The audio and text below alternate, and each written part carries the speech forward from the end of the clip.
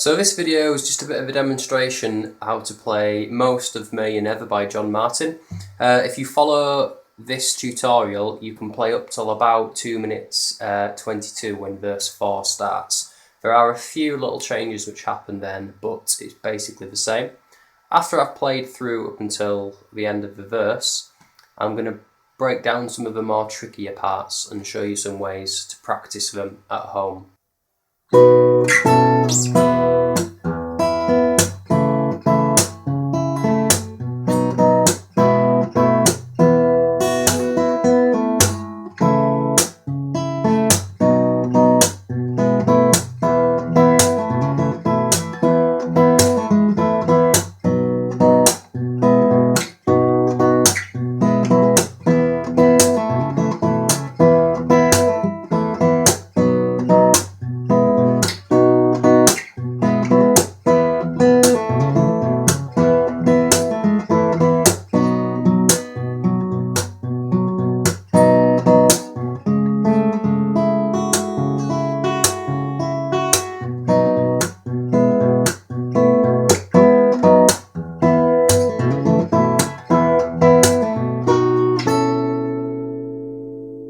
So here are a couple of good loops to help you practice that tricky hammer on and pull off part with the slaps in bar 4.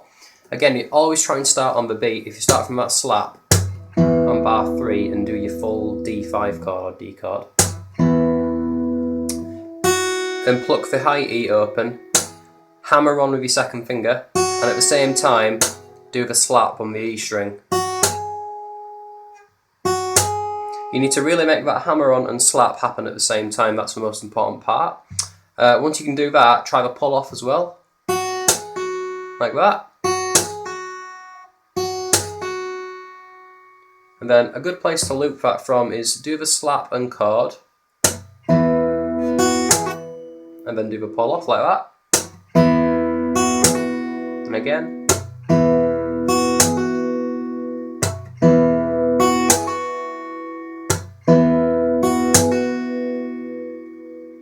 Make sure you can repeat that round and have the the beat going like that with your right hand. 3, 4, 3, 4. Once you can do that, it's quite easy to add the rest of the notes in. So make sure you've got your middle finger on the top E string, plucking that top E, and then coming onto the B and using your index for the G string to pull off. And then, as we mentioned, do the slap and strum at the same time on your D and G. 1, 2, 3, 4.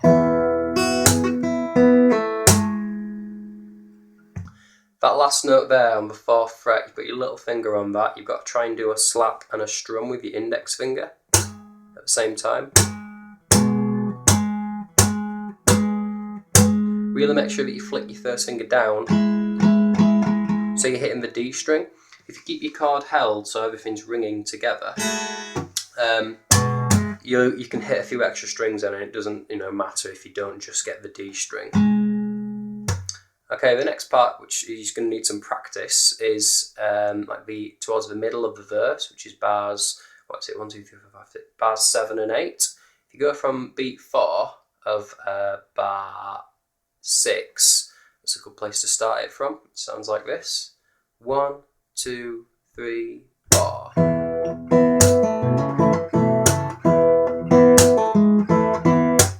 And as it says on the tab, you don't have to do the slap halfway through bar 7. It's in brackets.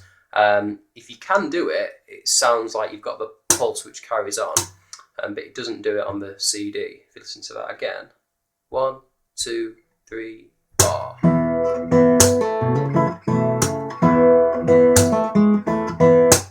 So you've got to try and do the hammer on the A string and slap your thumb on just the E string. As you can see, sometimes you're going to hit the A string no matter what happens. But you can get it to just hit the bottom string, which is the best of both worlds then.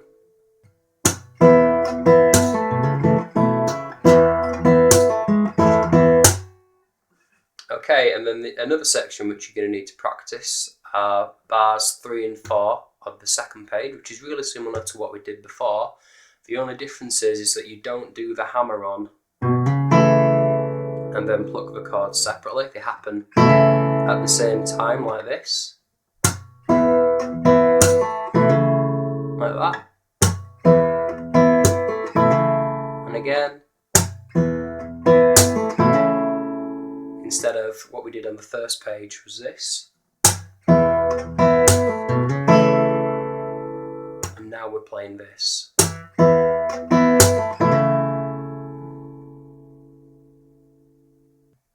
So these are the final 2 bars of the verse then, and we're going to go from the bar before and start on beat 4 on the slap. It sounds like this. 1, 2, 3, 4.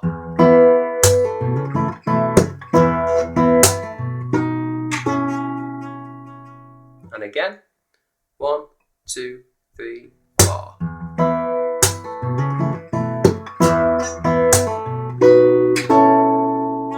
So for that part, you've got to make sure that when you do your slap and your bass note, you pluck the chord immediately after on the beat, like that.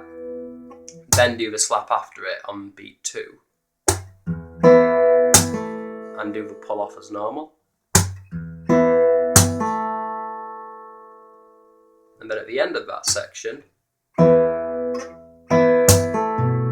you need to make sure that after you do your slap and pull off, you play your A string so it's ringing, whilst you do the introduction chords at the end of the verse, like that.